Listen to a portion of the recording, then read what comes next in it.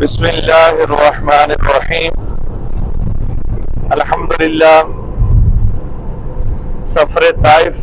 ہمارا جاری ہے اور یہ وہ مبارک سفر ہے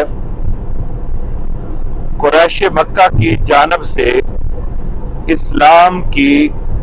دعوت کو ٹھکرانے اور اس کی راہ میں رکاوٹ حائل کرنے کے بعد پیغمبر خدا آخر الزمان حضرت محمد صلی اللہ علیہ وآلہ وسلم نے مکہ کے علاوہ دیگر مقامات میں دعوت دین حق پھیلانے پر غور کیا،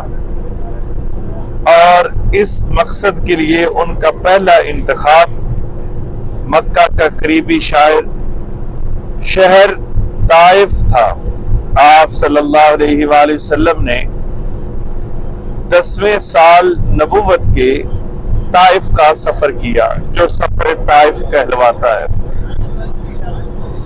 10 سال مکہ میں دین حق کی دعوت دینے کے باوجود بے جا مخالفت اور قریش کی ستم ظریفیاں حضرت محمد صلی اللہ علیہ وآلہ وسلم اور مسلمانوں کی راہ میں بدستور حائل تھی۔ آپ صلی اللہ علیہ وآلہ وسلم کو اس بات کا بخوبی علم تھا کہ قریش جو مدت سے شرک اور بت پرستی کے قائل تھے، اتنی جلدی اس پیغام حق قبول نہیں کر سکتے۔ اسلام کی تبلیغ کے لیے آپ صلی اللہ علیہ وآلہ وسلم کی نظر انتخاب طائف پر پڑی، اور اہل طائف کے کانوں تک توحید کی آواز پہنچانے کے لیے آپ صلی اللہ علیہ وآلہ وسلم نے حضرت زید بن حارثہ رضی اللہ تعالی عنہ کو ساتھ لے کر طائف کا سفر کیا۔ طائف مکہ سے 50 میل کے فاصلے پر مشرق کی جانب ایک پہاڑی علاقہ ہے، لیکن اس تک جب دعوت توحید پہنچی تو اہل مکہ کی طرح وہ بھی نہ صرف اس نئے دین کو قبول کرنے پر تیار نہ ہوئے، بلکہ آپ کے ساتھ نازیبا سلوک کرنے میں قریش سے بھی 2 قدم آگے نکل گئے۔ آپ صلی اللہ علیہ وآلہ وسلم وہاں بنو ثقیف کے 3 معزز شخص عبداللہ بن مسعود اور حبیب اور عبد، یعنی 3 شخص عبد، مسعود اور حبیب، جو تینوں بھائی تھے، اور عمر بن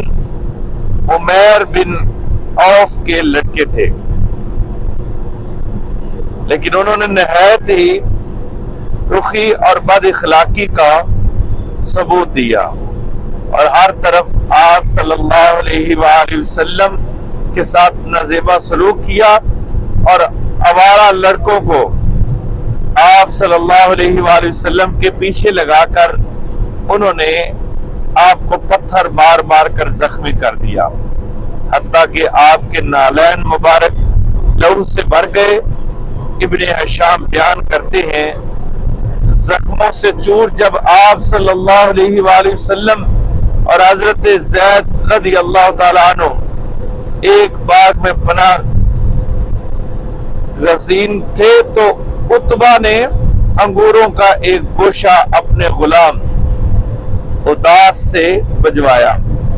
اور آج وہاں پر انشاءاللہ تعالی آپ مسجد کی اداس رضی اللہ تعالی عنہ کی مسجد وہاں پر بنی ہوئی ہے غلام کے نام سے، اور آپ اس کی بھی زیارت کریں گے۔ حضور صلی اللہ علیہ وآلہ وسلم نے بسم اللہ کہہ کر منہ میں رکھا، اور اداس نے حیرت سے کہا، یہ کلام تو یہاں کے باشندے نہیں بولتے۔ حضور صلی اللہ علیہ وآلہ وسلم نے اداس سے پوچھا کہ تم کہاں کے ہو اور کس مذہب سے تعلق رکھتے ہو؟ اس نے عرض کیا، میں مسیحی ہوں اور نینا کا رہنے والا ہوں، آپ نے اسے اسلام کی دعوت دی اور وہ مسلمان ہو گیا۔ اسی سفر سے واپسی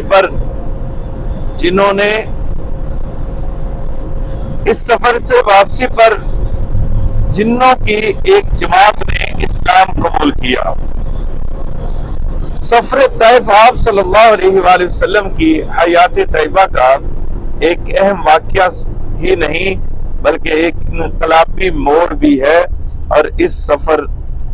ہی میں طائف کے لوگوں نے اعلان حق قبول نہ کیا اور زخموں سے چور کر دیا۔ دوسری طرف ایک غلام نے اسلام قبول کیا۔ طائف کا سفر رسول اللہ صلی اللہ علیہ وآلہ وسلم کے لیے ذاتی اعتبار سے امتحان، آزمائش اور ابتلاء کا نقطہ عروج ہے۔ اسی لیے حضور صلی اللہ علیہ وآلہ وسلم نے اسے معرکہ احد سے زیادہ سخت دن قرار دیا۔ چیک کراؤ۔